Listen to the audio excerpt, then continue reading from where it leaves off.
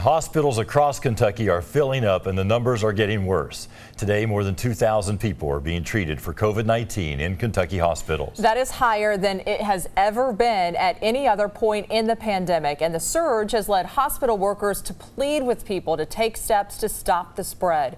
As Victor Puente explains, hospital leaders say they don't have enough staff to handle more patients. That story first on Fox. One of the nurses I spoke to today is immunocompromised. She's already had her third COVID shot, the booster.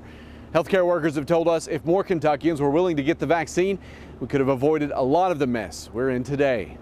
A couple of months ago, we were actually ecstatic because we went quite a few weeks without any COVID patients. And then the Delta variant started filling hospitals and taxing resources.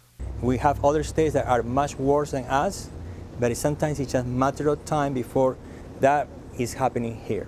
The doctors and nurses taking care of these patients tell me most of them are unvaccinated and all of them are scared. They're isolated, they can't breathe. They've had doctors, nurses, everybody telling them, well, if this doesn't work, we'll have to put you on a tube in your throat and put you on a machine, and that scares them to death. There's so many things that scare them, but I think the number one thing is the inability to get their breath. There's a desperation there that you cannot get enough air, and no matter how much oxygen we give you, you still feel that feeling, dying, the feeling of dying. Murphy told me she considers spending time with them part of her job since they aren't allowed to have visitors.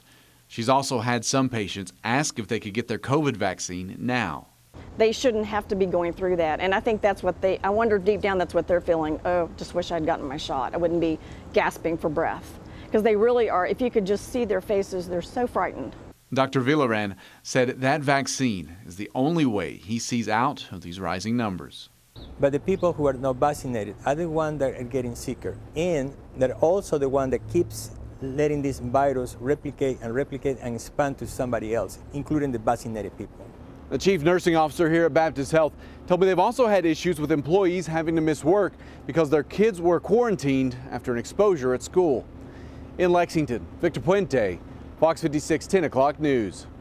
Baptist Health Lexington currently has 64 COVID patients with 10 in the ICU.